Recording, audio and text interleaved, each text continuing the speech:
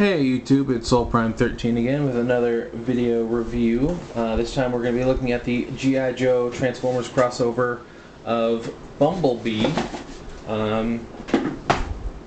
Almost forgot to put his box up. So here we have the packaging. There we have Bumblebee. Then we have him here in vehicle mode with Lonzo Stalker Wilkinson. He is an AWE Striker, some form of Doom buggy. We got our vehicle mode there with the little G.I. Joe logo. Got some product shots. Got our Bumblebee and our obligatory product shots on the back. And as with the other ones, this one does open up to show top secret files, and it's just a G.I. Joe emblem with a little blurb here, and then just the logos and stuff on the top. Nothing super special there, but just a neat little doodad with the boxes there.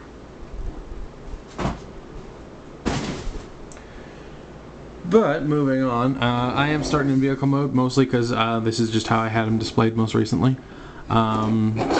He's definitely an improvement over Megatron. He does roll very well, but it'd be hard not to with these gigantic wheels. He's definitely a lot simpler than the other ones. He does have this cannon here, which does become his gun in robot mode. These antenna, which are actually hard plastic, which is neat. And oh, I totally forgot to fold down the bumper. You got some blue plastic there for the headlights. AWE Striker. We got United States with that Army star, G.I. Joe logo, America, and we do have his chest and Autobot symbol here. Yeah, a nice little vehicle mode. It's interesting to see this much green on Bumblebee, but hey, it's far from the worst I've seen. I know they're never going to do it, but it'd be kind of cool to see this redone as like a wasp repaint. But is he blast compatible? I think he is. No, too big. What about this little one? This little gun here. Nope, that one's also too big? I don't know. Unfortunately not. The only one that seems to be blast compatible so far is Megatron, which is kind of weird because he was the first one. But yeah, this gun does move up and down, and it does rotate around. He does have a little working steering wheel, which is neat. And yeah, and I do have the action figure still in the package over here somewhere.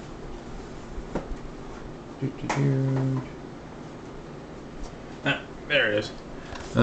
Here is the G.I. Joe action figure. As I mentioned before, I am planning on selling the action figures themselves, so I'm not going to open them because that would make them worth less. But there we do have our action figure, and we have some art and a little blurb and some artwork. So there is that.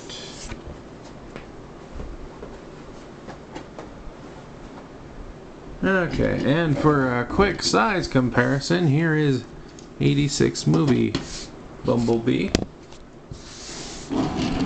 who is almost small enough to fit in the seats, almost.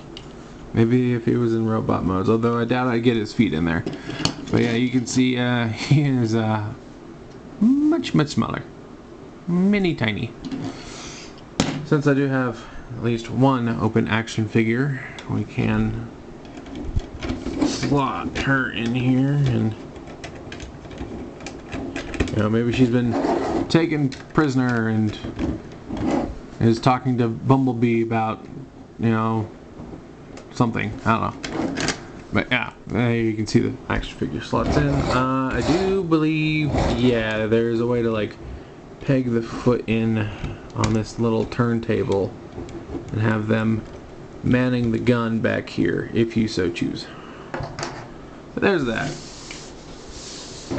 But let's move on now to transformation. So first thing we're going to do is we're just going to take this gun off like so. And then we're going to unpeg this sort of roll cage bit. There's 4 tabs here on these, here, here, and then these parts over the wheels do tab in a couple places. There we go. And then we're going to rotate that around. You can see it tabs in here and into here. So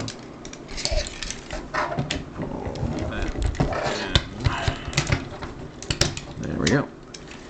Rotate that around. And yeah, the arms have already kind of come untapped, so we're going to go ahead and bring those down. And then there's this sort of double hinge here, and now you can sort of see his chest and upper body. Going to bring this whole assembly around like so. First thing we're going to do is we're going to rotate and fold these, and then was it? Yeah, it was this way. And we do sort of accordion the seats. They've become his toes. I'm gonna bring this around. Is it? Yeah, this one. Like so.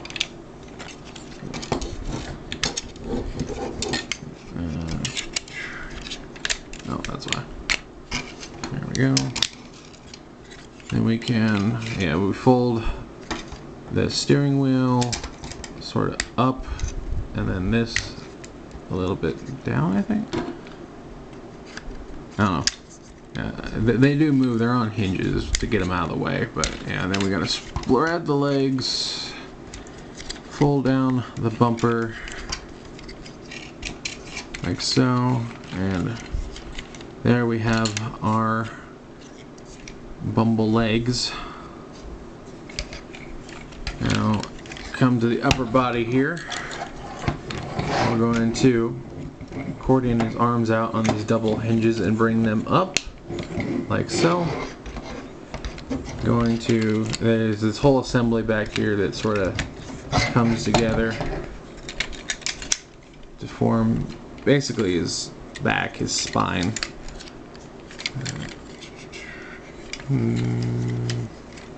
Make sure I'm not missing anything here. Okay, and then okay, yeah, there's a little tab right here under his belly that'll plug in right here above his waist, just to make sure to secure everything like so. And then come back here, and we just sort of fold this whole backpack sort of like so. It just kind of hangs out there.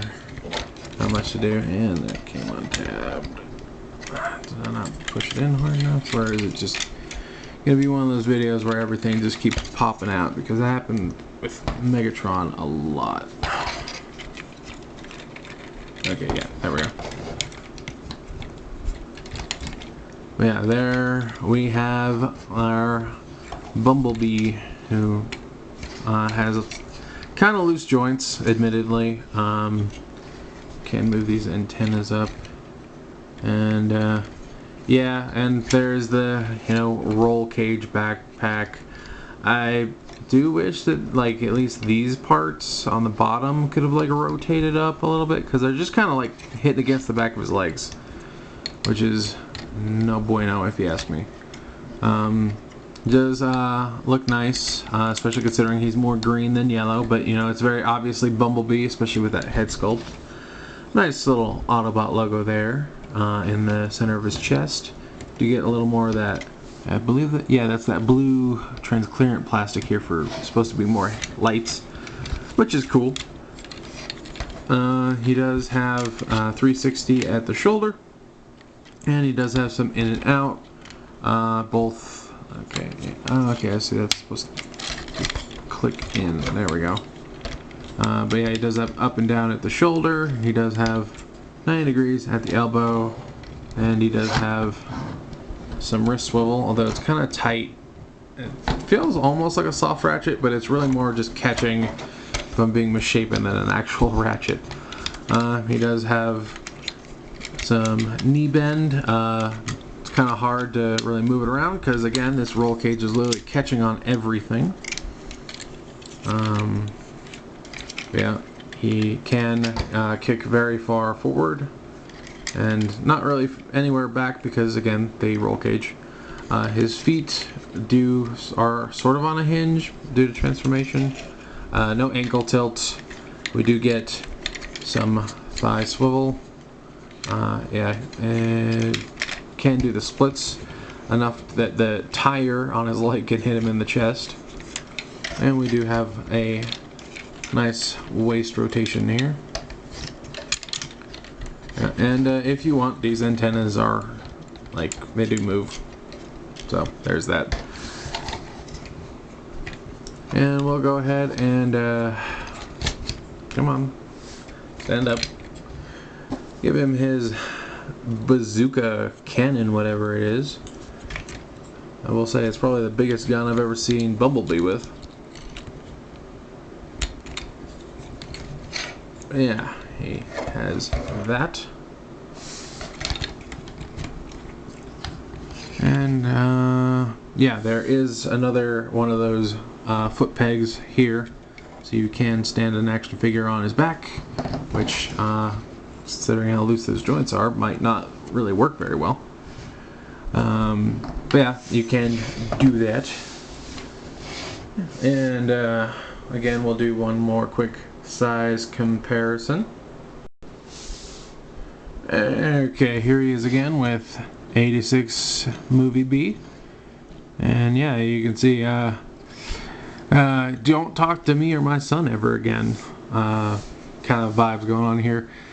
And personally, I don't know if Bumblebee was really the right character for a G.I. Joe crossover.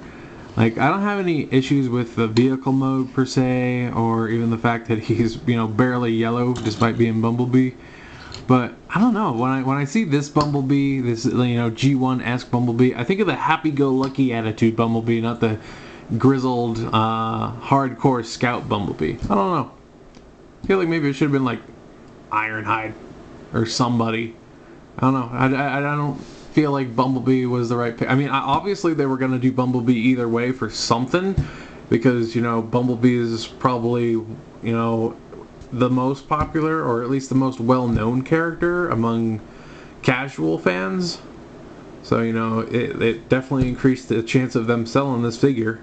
And I do think all of these G.I. Joe figures are still available, and I think Bumblebee and Megatron are pretty heavily discounted. Which isn't too surprising. They're not the best. They're more of a novelty piece rather than good action figures. But still, you know, it is what it is, and, you know, by no means do I dislike the figure, even though I'm not a big fan of green, and I'm pretty indifferent to Bumblebee overall. I've noticed I actually have quite a few Bumblebee figures now, but I think that's partially because he's just so present in every toy line. Heck, I think 3 of the movie Bumblebees I have were like gifts. I know at least 1 or 2 of them were. But yeah, I mean, it's not like I hate Bumblebee or anything, so it's just something I've noticed. But yeah.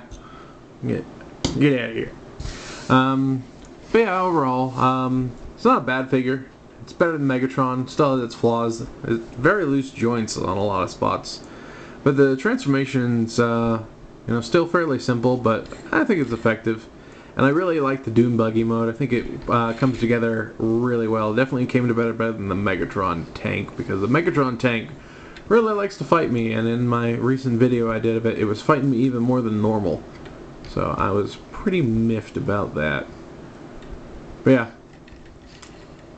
I think that's really all there is to say, you know, overall. You know, if you are into Bumblebee or, you know, G.I. Joe vehicles, this one's not a bad one to pick up. And again, I'm pretty sure it's still around, heavily discounted. I think I got this guy for like 30-40% off. So yeah, I'm pretty sure he's still available if you so choose. But yeah, I think I'll quit talking your ear off, and I hope you all enjoyed the video. And this is Soul Prime 13 saying transform and soul out.